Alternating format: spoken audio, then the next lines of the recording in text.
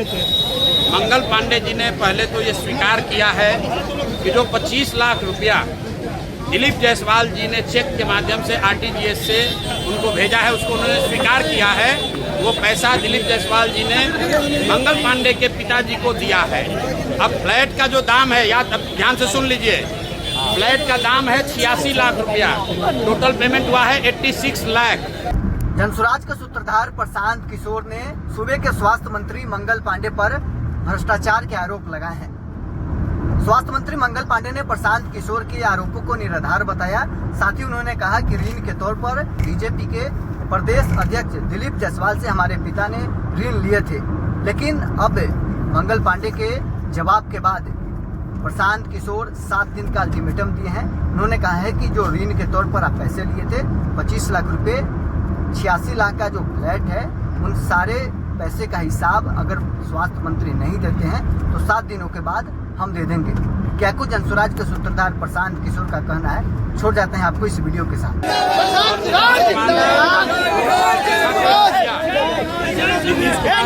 अच्छा काम किया, उसकी वजह से 20 वर्ष बिहार की जनता ने विशेषकर नालंदा हरनौत मुख्यमंत्री बनाया।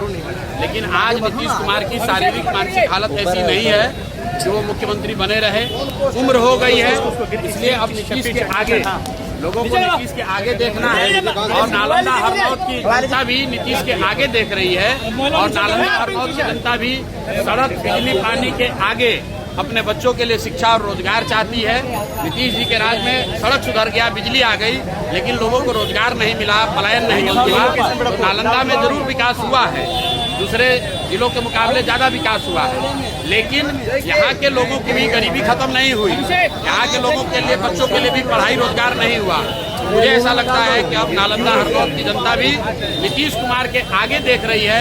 सड़क, बिजली, पानी से आगे बढ़कर लोग अपने बच्चों के लिए शिक्षा और रोजगार चाहते हैं, एक नई व्यवस्था चाहते हैं, जनसुराज चाहते हैं। मंगल पांडे ने आपके आरोप का जवाब दिया है। मंगल पांडे ने कहा है कि जो आपने आरोप लगाया है वो निराधार है। चलिए, देखिए ऐसा है, मंगल पांडे जी ने पहले तो ये स्वीकार किया है कि जो 25 लाख रुपया दिलीप जायसवाल जी ने चेक के माध्यम से आरटीजीएस से उनको भेजा है, उसको उन्होंने स्वीकार किया है। वो पैसा दिलीप जायसवाल जी ने मंगल पांडे के पिताजी को दिया है। अब फ्लैट का जो दाम है, याद ध्यान से सुन लीजिए, फ्लैट का दाम है 86 लाख रुपया, टोटल पेमेंट हुआ है 86 लाख। हमने कल सिर्फ घोषणा की, सिर्फ जानकारी दी है 25 लाख के बारे में।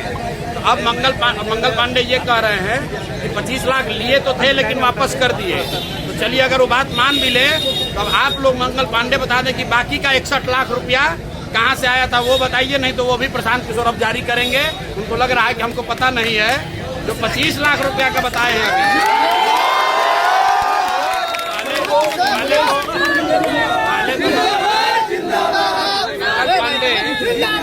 मंगल पांडे फंस गए ये कह के, उन्होंने स्वीकार कर लिया कि हमने दिलीप जायसवाल से 25 लाख रुपया लिया था।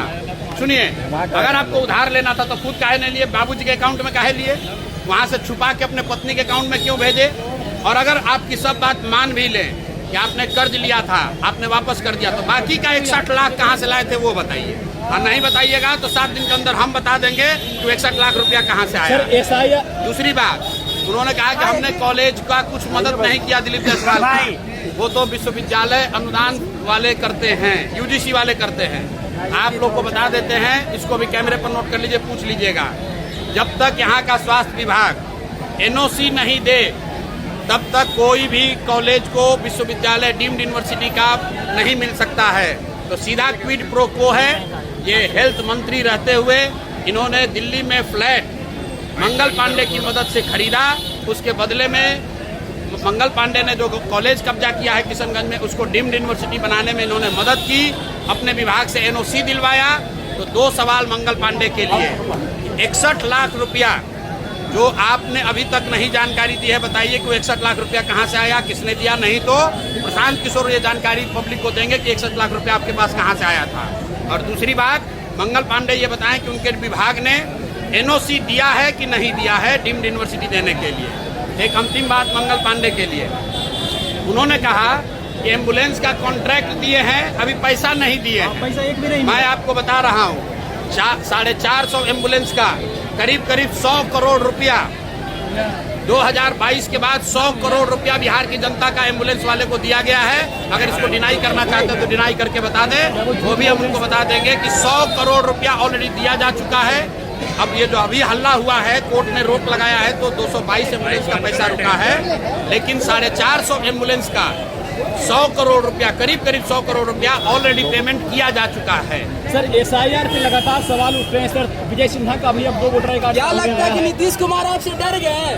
या हमसे किसी को डरने की जरूरत नहीं है। सत्ता में बैठे हुए लोग, जो चोर है, बदमाश है, वो बिहार की जनता से डर रहा है। हमसे कोई नहीं डर रहा है। हम कोई बाहुबली नहीं है, हमारे साथ कोई पुलिस प्रोटेक्शन नहीं चलता है। हम साधारण परिवार के लड़के हैं। लोग डर रहे हैं जनता से। जिस नीतीश कुमार ने 20 बरस वृद्धा और विधवा और दिव्यांगों का पेंशन 400 रुपया से बढ़ाकर 410 नहीं किया, ये जनता का डर है कि आज वो 1100 रुपया दे रहे हैं। जो नीतीश कुमार आशा को 1 रुपया सैलरी नहीं बढ़ाए, वो जनता का डर है। 3 गुना सैलरी बढ़ गई, रसोईया का सैलरी डबल हो गया, बिजली 125 यूनिट फ्री हो गई। यही बात जन स्वराज बता रहा है। हम तो वोट नहीं मांगे, लोगों को कहे कि अपने अधिकार के लिए खड़ा होइए। निश्चित तौर पर सरकार में कोई भी रहेगा, आपका काम होगा, आपको अपने बच्चों के लिए खड़ा होना है।